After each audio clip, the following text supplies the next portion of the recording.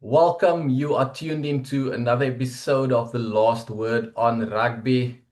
Now, we hoped for another 4 from 4 in terms of the South African URC sides, but only 2 victories, 2 crucial ones for the Lions and the Bulls. But then the coastal sides, the Stormers, and the Sharks failing to produce those wins. We know it was a tough week for the Cape side with the passing of the long-term team manager, Chippy Solomon. And then the Sharks on the end of some dubious workings. It seems like every second week we come here, guys, and we talk about some dubious things. But before we jump into that, joining me today, Mike Greenaway, who's been watching the Sharks with a keen eye, and then John Goliath. We will welcome him back from his quite extensive break, but he says it feels like he's never been away. We're going to dive right into it. If you haven't yet, click that like button on our YouTube channel at The Clutch ZA, and then also share this podcast as we look to bring you the latest news on the URC front. It's the final 3 weekends of rugby in the round robin stages and some tough games ahead for the Stormers to seal their place in the knockouts, and then the Lions, the Bulls hoping to get higher up the ladder. Gents, welcome back. Mike, I'm going to start with you. 2 points. Ethan Hooker injury and then uncontested scrums in that Sharks match. JP Peterson crying a bit foul there after those incidents. Their season is done. What is there left for the Sharks? But first, I want you to touch on that Hooker situation. Yeah. JP certainly cried foul, and I'm led to believe that the audio we got from him was the polite version. Apparently, he was not amused at all, and quite rightly so. First of all, the Ethan Hooker thing. So, look, Luke Morgan was palpably late when he dived on top of Ethan Hooker, dislocating his shoulder, putting the guy out for possibly 3 to 4 months. A couple of things that I don't like about it was Luke Morgan saying on Instagram, I think it Yeah, was, that there was nothing wrong with it. You know what? Usually these guys are sporting. If you're involved in an incident where you hurt another player or the other player is hurt, it might not be your fault. The sporting thing to do is to say, "Hey, I'm sorry about that. I'm sorry you got yeah. hurt. I wish you well in your recovery." Not sort of like say, "Hey, I did nothing wrong." I didn't like that behavior. But look, the thing with this is the Sharks submitted a report including medical evidence that Ethan had dislocated his shoulder as a result of this dive onto his back, which included no arms, by the way. It was Yeah. a shoulder into the back. So there's already an illegal tackle. Now, this showed, just for the viewers, just knowledge, is that it's being recorded on Wednesday morning. So I can tell you now that if the Sharks asked the sighting commissioner to have a good look at that whole incident, and it is now nearly 4 days later, 3 days later, and there's been no sighting, that means there isn't going to be a sighting. And I have emailed the URC to ask for clarification, or to ask what happened with the Sharks' inquiry, a request for investigation, and I'm waiting to hear or to get an email back. But the fact that on Wednesday, after this happened on Saturday, it is 4 days, there's nothing appeared on the URC's website to say a sighting has occurred. That means we can take it for sure that the issue is dead. So nothing is going to happen.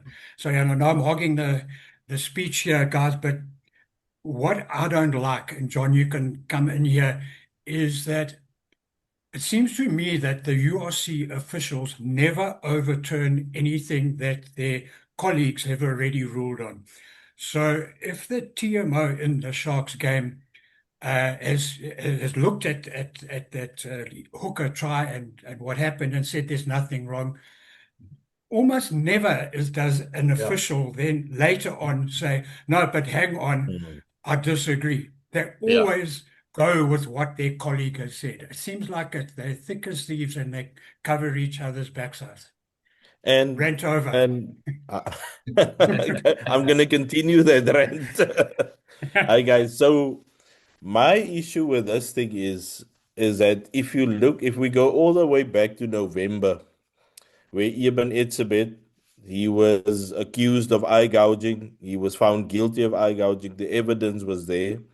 He was banned for 12 weeks. Now, this was blatant, where he went in with his shoulder on a player who has already scored. He was late, no matter what he said on social media. He was Mm. late, and it looked like there was intent to hurt Ethan Hooker. Ethan Hooker is now out for 3 to 4 months. So, according to me, that should be almost like the same punishment because you've basically gone and with intent to hurt a player, that player is now out for 3 to 4 months. So, you should be banned for three to Three four to four. months I because that agree. is what happened. Um, at the end of the day, it's shocking if nothing comes of this. It would really shocking because Ethan Hooker will now miss rugby. He's a crucial part of the Sharks. He's a crucial part of the Springboks, and he's out injured. He's a young player. His career is now going to be stalled for a bit. Mm. He's looking at the World Cup next year, trying to get in the World Cup.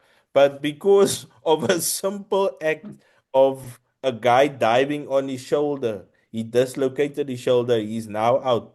Something needs to happen to Jack Morgan. It's as simple as that. And if the URC doesn't act on this, it's again evidence of a clear bias towards South Africa. Yeah, yeah. Right, That's over. um that's Luke Morgan, eh? Luke Morgan, sorry. Jack is also a thorn in the flesh of South African sides. But yeah, Luke Morgan, and he's subsequently deleted his Instagram comments. I wonder why. Certainly he should know that screenshots last forever on on socials. He's been screenshotted, and it doesn't matter if he deletes his stuff. It makes him look more guilty right now. After deleting those things, and it's like Mike said at the start.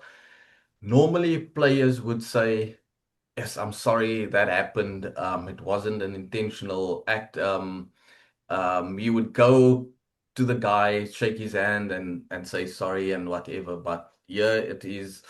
Oh, I didn't. Nothing was wrong with it. It was a tackle and all of that. But if you look at those stills, Ethan is on the ground under the poles. He comes with his foot into the picture, not yet in a diving action, even to say that he attempted a tackle to dislodge the ball. The ball's on the ground, he's not in a diving motion, and then bah, lands on Ethan on his back, rolls over him on his shoulder, and yeah, the rest is history. Yes, you guys, and it's like John said now. Ethan has become a vital utility cog for the Sharks and the Boks, and now potentially out for 3 to 4 months. And that means he'll likely miss the Nations Championship matches that the Springboks would likely have used him in maybe one or two positions to see how he fits into that World Cup picture. But now, fingers crossed, it's not for too long, and he can still get into the game. Luckily, there's a match against Wales coming up in that Nations Championship, so let's see how that goes, and and we can take this rant hopefully a bit further by then. But guys, moving on. chatting the Stormers.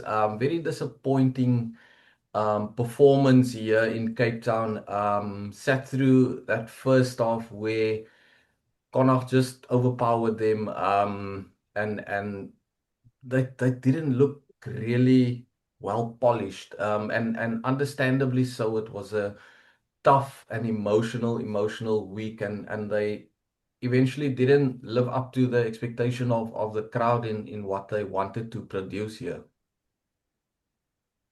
Yeah, I I think the emotion may have got to them at the start of the game. I think they didn't have the greatest start. They fought back, but for me, I think there was two things that caught my eye. I think the way Connacht carried the ball, they made meters and they got momentum. I don't think the Stormers were on sort of on par with their defensive displays because normally they gang tackle, they tackle you back. So that was quite disappointing. And then the decision making from the Stormers. I think the Stormers basically halfway through the second half, they would have thought they had this game wrapped up. But then they made schoolboy errors. One over kickoff, which that was basically suicidal. And then again, where one decision from Warwick Gelant, who has been erratic at best, he produces some glorious moments, but then he also produces some terrible, terrible brain farts.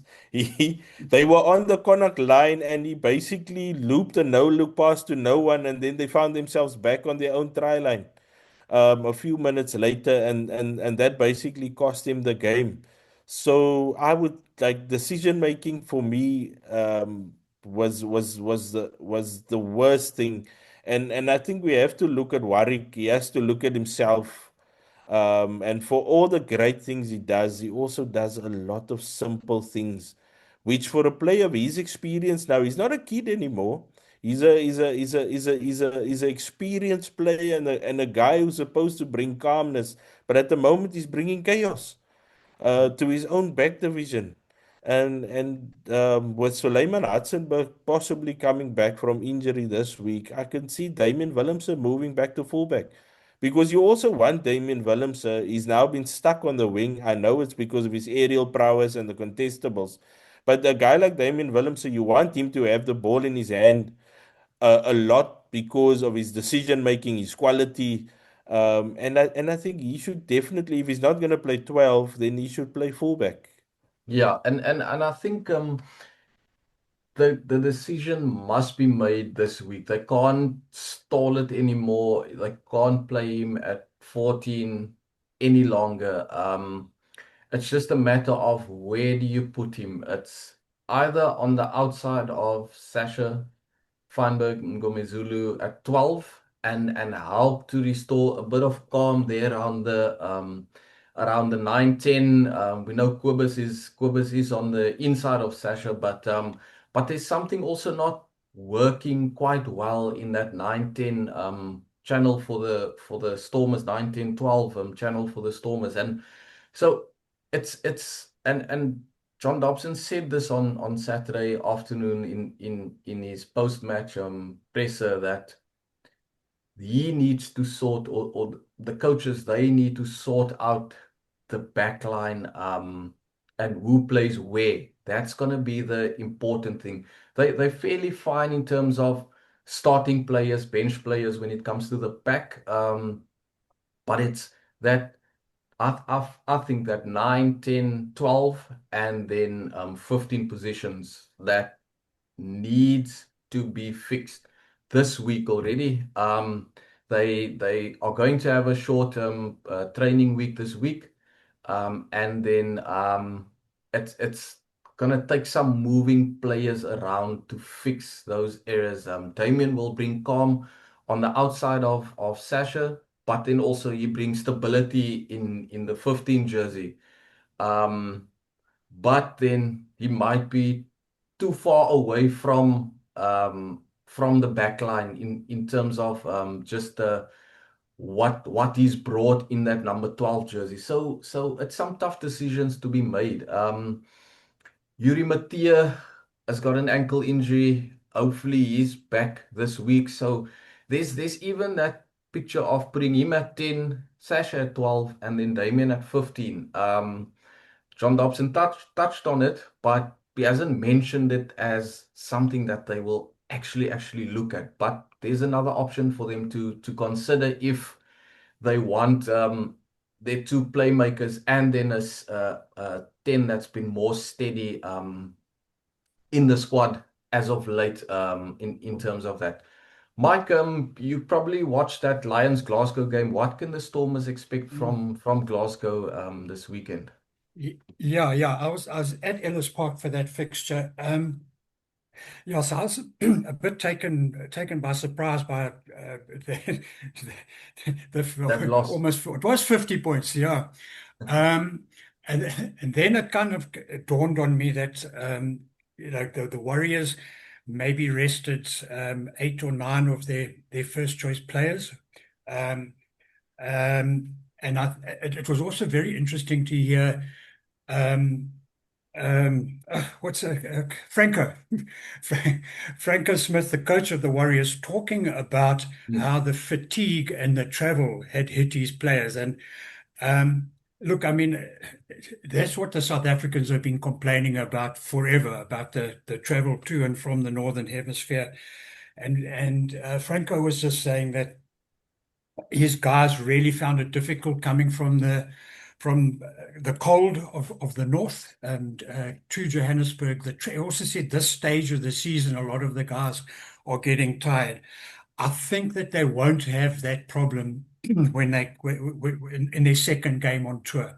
mm. And I think that they will bring back quite a few of their players. So I think the Stormers are going to play a stronger Warriors team than what the Lions faced. Also, they will be over their jet lag, their travel weariness. Yeah. Um, and I think maybe they even targeted this game. I'm not sure. But if they rested guys for the Lions game, they're going to come back for the Stormers. A very proud team. I think they will be vastly improved. Yeah, John, I think Mike's quite right. The Warriors would have targeted this Stormers game because it's the Mm. only way they can stay ahead of the Stormers. If they beat them, they stay ahead of the Stormers. As simple as that. They can lose to the Yeah. Lions, and they did. But if they beat the Stormers in second place, they stay number one on the log when they return home. So I feel Mike is right. They definitely targeted the Stormers game, especially if they needed to get over that jet lag and travel fatigue and everything. And that makes the Stormers' defeat to Connacht even more Exactly. infuriating if you're a Yeah. Stormers fan.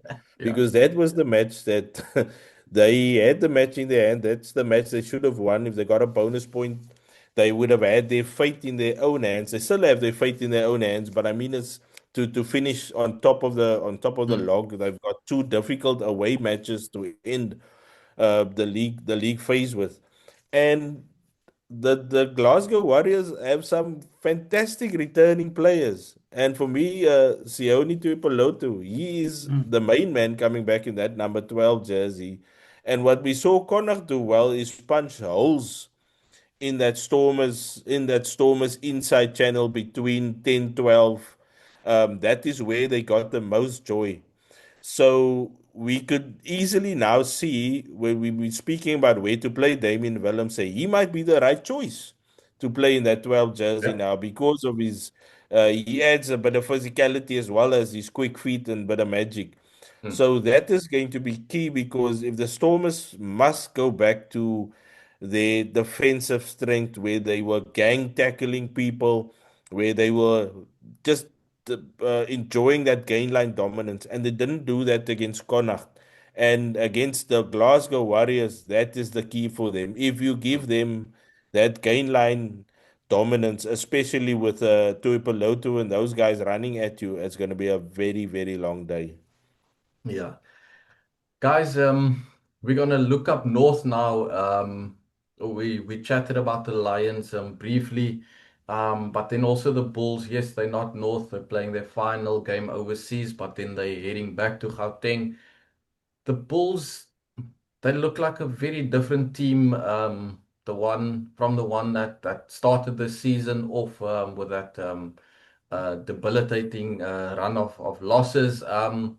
But Mike, just how brilliant has it been to see the Bulls just do what they do Yeah, overseas, but then also they could shift a bit of their plans to get a yeah, first win in their final traveling game for yeah. now.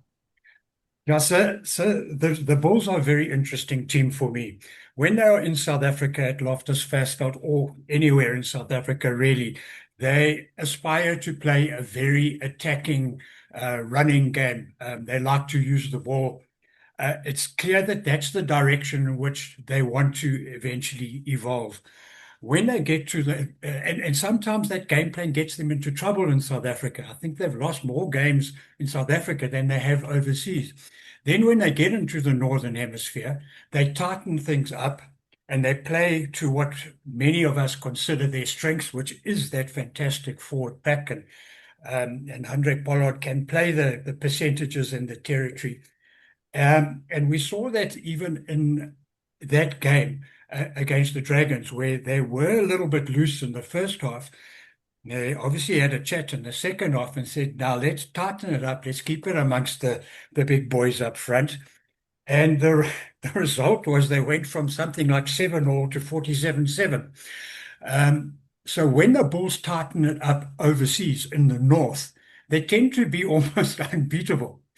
So it seems to me they kind of caught between game plans as to where they want to eventually get to, that attacking, try-scoring game. But they've already got this built-in winning game plan of punching with the forwards and using Andre Pollard. Um, and that to me, it was evident in that game of two halves, if you like, in Bridgend. And I think that game now, because Marcel Coetzee has been saying this week, they're willing to grind out games while they're overseas. So to me, that spells trouble for the Scarlets on Saturday. It's been a bit of a Loftus curse at home. I mean, we've seen some shocking displays at home, and I mean they ship tries at home, and and for me, sort of the when they played against the Lions at Ellis Park, that is where I think they were probably at their best, where they had Mm, these big runners, their big loose forwards mm, punching holes sort of up the guts, and then getting that forward dominance with a dominant scrum and the lineup. So they are basically a team who thrive away. And when they get home, I think because they Loftus fast pitch, they feel like they need to stretch it a bit, maybe try and get the opponents around the park at altitude. But it's not working because I don't think they've got the inside backs to actually play that sort of game. But away from home, they are special, and I think this is the charge is on for them, where they can actually see now there's a possibility there of maybe even getting a home playoff. So for them now, it's all about continuing this momentum by Mm. getting their big forwards into the game and then letting Andre Pollard punish the rest. Yeah, yeah. Yeah, the Stormers did not do the Bulls any favors losing to Connacht with a bonus yeah. point, 5 points. So Connacht keeps chopping at the heels of the Bulls in eighth Mm, place. But we look at the Lions this weekend, and hopefully they can do their Jukskei neighbors a favor by trumping Connacht and just yeah. allowing for the Bulls. Yes, the Bulls must also still play, but then by Saturday evening, in Wales, the Bulls will know what they must do Mm, to create some daylight between them and Connacht. Should the Lions be yeah. successful at 4 p.m. on Saturday, I feel they will. It's a bit interesting that teams prepare for the Gauteng games a lot of the European teams prepare for Gauteng games in Cape Town rather than fly up to Joburg or Pretoria to get used to the altitude. Connacht is down in Cape Town. They'll only do their captain's run in Josie. And then Saturday, of course, the game. Mike, do you find that a bit interesting? And do you see Connacht Yeah. getting over the line against the Lions like they did this past Saturday? Yeah. Yeah, so last week I figured the Lions were going to have their big test, just how good they are against the Glasgow Warriors. But then the Warriors fielded an understrength team, and it was their first game on tour, and so on. So maybe now this week is their big test, because I just want to say, look, guys, we in that Stormers defeat. We quite rightly focused on what went wrong for the Stormers, but I think we need to acknowledge that Connacht are a proper team. I mean, they've won something like 6 of their last 7 matches.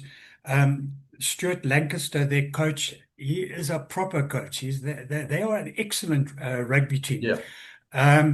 And they are on a mission, a declared public mission to shed their Cinderella status in Ireland, as the sort of 100%. poor relations of Munster, Leinster, The black and to sheep, it. yeah.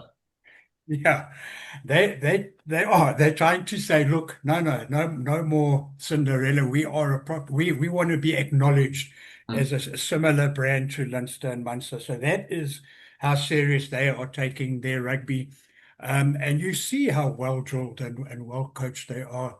So I think the Lions will have a bigger test this week when Connacht come to town. I think the Lions, if they I'm so impressed with how they are playing. You can see they play to a strategy, to a plan. And I mean, you see their forwards punching up. Franco Horn has been absolutely outstanding. They are playing to a plan. And if they stick with that plan, obviously they will. I think they could well get over the line, remembering just how important it is for them, because this is their last home game and they've had a whole bunch of them. They've had about 6 in a row or something, and now they go overseas. They play Munster and Leinster away. I mean, you can't really have a much more difficult ending to your season. So they want to have the job done in terms of completely safe in the top 8, maybe even knocking on the door of the top 4. So it's an absolutely massive game for the Lions, because it's going to be difficult for them in their final 2 weeks in Ireland. But we have to doff our hats to the Lions. I think they are at the moment probably the best South African team as far as form is concerned. And we know it's been Ellis Park and they've had this run at home, but they've been just the way they've played, out the clinicalness of the attack, their hunger on defense. Yo, they have been fantastic. Yeah. They have been a joy to watch for me. I think the way they play with smiles on their faces, and some of the players are knocking hard on that Springbok door. Yeah. So I expect them to deal with Connacht. I think they are going to. Yeah. I hope some people pitch up at Ellis Park and not just a few security guards and their dogs to see off their team. And if they get a home playoff, let's fill Ellis Park up as well, because they deserve it. I mean, they've been for me the South African story of the season, and how they've turned the season around. I mean, a couple of months ago we were talking about Cash and his job. And now look where they are. They've done really well, and kudos to them. And I really hope they can get a home playoff. And a quick final word on the Lions. Don't underestimate the role of their fly half, Chris Smith. I think Oh he has yes, just been yes. absolutely outstanding. And what a career move, going from second choice at the Bulls to first choice at the Lions. His game has gone through the roof, and so has that of the Lions.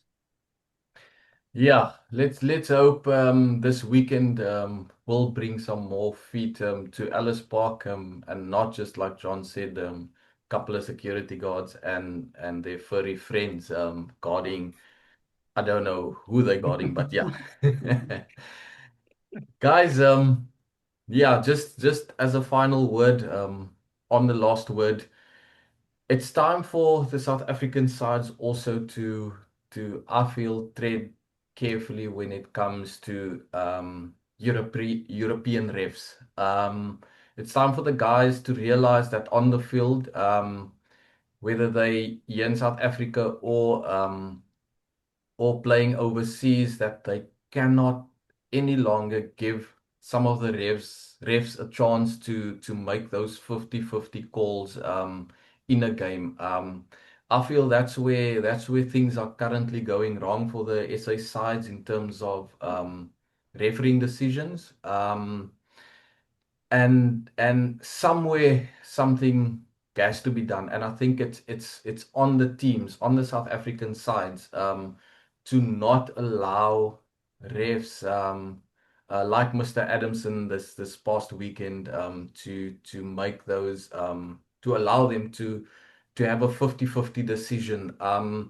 It's going to be crucial for the Bulls, the Lions, and the Stormers, over the next three weekends of rugby. Yes, there's going to be a small break with the semis of the European Championship games, but it's going to be crucial for the SA sides to totally shut out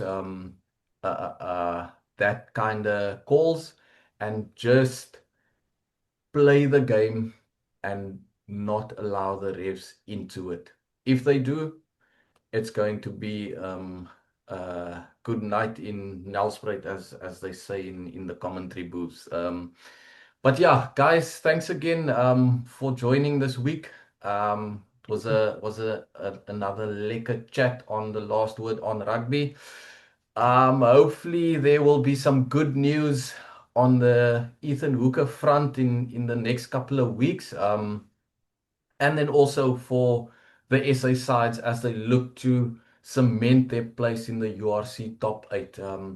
If you haven't yet, click that like button on our YouTube channel. It's at The Clutch ZA.